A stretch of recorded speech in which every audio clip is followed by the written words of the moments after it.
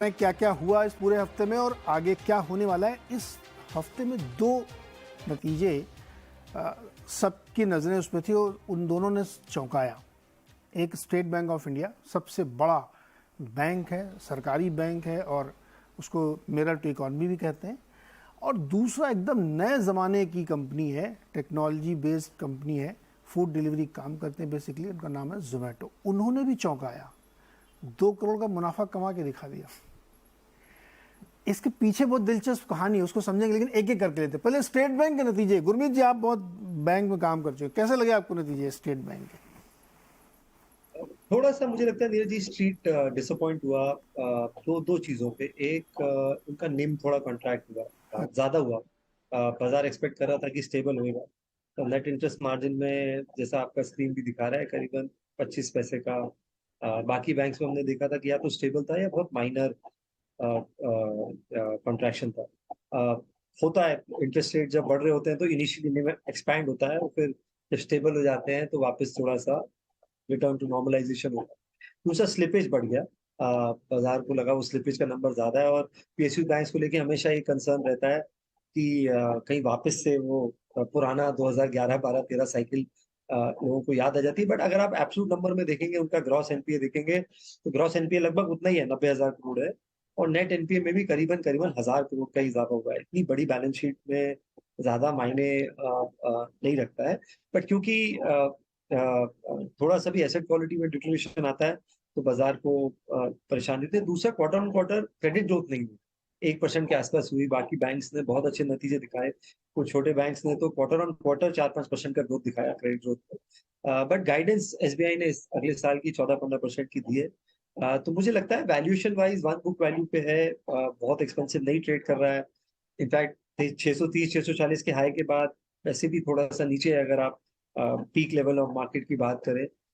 तो valuation comfort है वहां पे, और अगले क्वार्टर देखना चाहेगा मार्केट की वापस से क्रेडिट ग्रोथ में रिकवरी होती है कि नहीं। और डिजिटल इनिशिएटिव्स बहुत अच्छे ले रहा है धीरज जी, मैं पहले भी बोलता आया हूँ।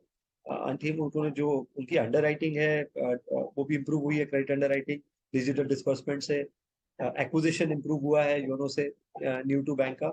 और आप अगर पिछले 5 7 10 साल का डेटा मैप करेंगे, ये अकेला ऐसा पीएसयू बैंक है जिसने मार्केट शेयर गेन किया है, डिपॉजिट साइड्स में भी और एसेट साइड में भी। तो मुझे लगता है वैल्यूएशन कंफर्ट है, नतीजे थोड़े से सॉफ्ट। तो मतलब अगर अब सीबीएसई वाले स्टैंडर्ड से देखें तो उसने 65-70% नंबर पे पास किया है ना? बिल्कुल। है ना गुरमीत सर?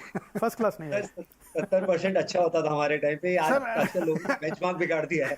देखो, जो स्टेट बोर्ड थे उसमें तो 60% में लड्डू पड़ जाते थे। सीबीएसई में 70% में भी तो चाय नहीं पिलाता कोई। तो 60-70% पे काम चल गया इनका। कोई संदेश छिपा क्या इस रिजल्ट में? नहीं, इसमें जो ट्रेजरी इनकम थी वो बहुत बहुत अच्छी थी, और जो भी रिजल्ट एनआईएम कम हुआ, स्लिपेजेस बढ़े, उसके बावजूद जो नेट प्रॉफिट नंबर है वो अच्छा रहा। वो सिर्फ इसलिए रहा क्योंकि जो ट्रेजरी इनकम थी बैंक की वो बहुत अच्छी थी। पर क्या होता है, ट्रेजरी इनकम बड़ी वॉलेटाइल है, क्वार्टर ऑन क्वार्टर, कभी ज़्यादा अच्छी है कभी नहीं है, तो उसको आप सस्टेनेबल बेसिस पे एक मल्टीपल नहीं दे सकते। तो मैं ये कहूँगा कि सबसे बड़ा पीएसयू बैंक है तो सारे सब उसको देखते हैं कि अगर आपकी अर्निंग्स, आपका एनआईएम अंडर प्रेशर है तो बाकी बैंक्स पे भी प्रेशर आएगा। मतलब एसबीआई एक लीडर है, सब मतलब हर महीने में रास्ता दिखाता है। तो उसकी वजह से जो बैंक्स पे, लार्ज प्राइवेट बैंक्स पे जो बहुत बुलिशनेस है, मुझे लगता है वो थोड़ा लोग अपने नंबर्स वापस सोचेंगे कि क्या सच में स्लिपेजेस हैं, क्या ग्रोथ सच में कम है, इतना नहीं है जितना हम एस्टिमेट कर रहे हैं। और दूसरा नीरज जी, ये दिख भी रहा है, ये आप देखें, अगर ICICI bank, sorry Kotak bank और के नंबर्स भी जो थे उसके बावजूद स्टॉक गिरा। एचडीएफसी बैंक भी कोई बड़ा रिटर्न नहीं दिया, बल्कि मैं कहूँगा पिछले 2-3 साल से ये दोनों बैंक्स भी टाइम करेक्शन के मोड में ही चल रहे हैं। तो मुझे लगता है कि इन्वेस्टर्स ये चाहते हैं कि जो पीपॉप हम कहते हैं, जो कोर इनकम है वो बढ़े। ये ट्रेजरी इनकम को डिफाइन नहीं करते हैं, उसमें ट्रेजरी इनकम वोलेटाइल है। तो अब एक क्वार्टर अब वापस देखना पड़ेगा कि नेक्स्ट क्वार्टर में एसबीआई के रिजल्ट्स कैसे आते हैं, जो कोर पीपॉप है वो बढ़ता है क्या, वो देखना जरूरी है। पर एसेट क्वालिटी पे डर कम हो रहा है, जनरली लोगों को लग रहा है कि एसेट फोन बैंकिंग तो होती नहीं है। हाँ, अब वो आपको ज्यादा मालूम है। नहीं होती, गुरमीत जी को भी पता है। अभी फोन बैंकिंग का कोई चलन वलन नहीं है, अभी ब्रांच में जाके ही लोन लेना लगा। जी, तो मुझे लगता है कि एक थोड़ा ठहराव आएगा, अब लोगों अपने एस्टिमेट शायद टोन डाउन करेंगे बड़े बैंक से, और थोड़ा मुझे लगता है इंटरेस्ट शिफ्ट होगा, जैसे आप कह रहे थे बॉटम ऑफ द पिरामिड जो फॉर्मलाइज कर रहे हैं इकोनॉमी को, जो छोटे एसएमईज को, छोटे एंटरप्रेन्योर्स को लोन दे रहे हैं, उस पे आई थिंक इन्वेस्टर्स का इंटरेस्ट जाएगा, जो अभी तक नहीं गया है। ओके पंकज जी, आपने कोई रीड किया एसबीआई के रिजल्ट से? देखो नीरज, इसमें दो तीन चीजें थी रिजल्ट्स। जहां तक निम्स की बात है, I think market was expecting कि निम्स में एक हमारे को चैलेंजेस देखने को मिलेंगे। आई थिंक जो मार्केट पूरी तरह एक्सपेक्ट नहीं कर रही थी कि जिस तरह की loan growth, slow loan growth जो देखने को मिली है, I think market was not expecting that, क्योंकि जिस तरह की हम बॉयंसी देख रहे हैं मार्केट्स में पिछले 2-3 क्वार्टर से, आई थिंक इतनी slow loan growth, I think that was one of the challenge.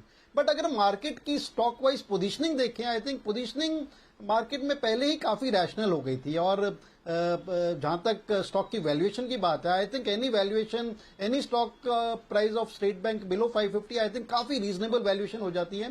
And अगर वहां पर कोई भी स्टॉक को लैच करता है with medium term view, I think it's difficult to go wrong. तो all in all I think results में कोई ऐसे बड़े चैलेंजेस नहीं है। मे बी मार्केट एक्सपेक्टेशंस काफी ज्यादा हो गई थी, और जैसे कि आप थोड़ी देर पहले पुट कर रहे थे कि शायद 65-70% नंबर आया, शायद वो बात नहीं है।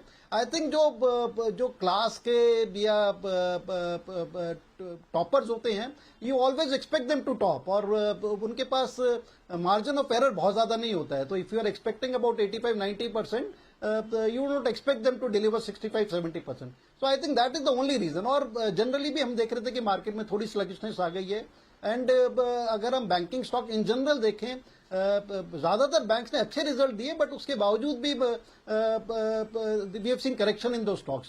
सो बहुत ज्यादा डीपली रीड नहीं करना चाहिए। I am still optimistic about SBI on a medium to longer term platform.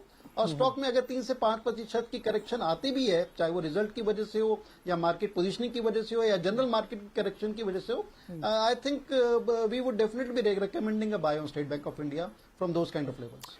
अच्छा, मुझे था ना कि अरुण जी से अपनी बात है, तुमने एक बहुत इंटरेस्टिंग बात कही थी कि अभी ये बैंकों के रिजल्ट बहुत अच्छे आएंगे, चलेंगे नहीं स्टॉक, क्योंकि वो निम पीक हो रही है। अब एक बार लोग एसेस करना चाहेंगे फिर क्या हो रहा है, उसके बाद ही देखेंगे। अनुराग जी, आप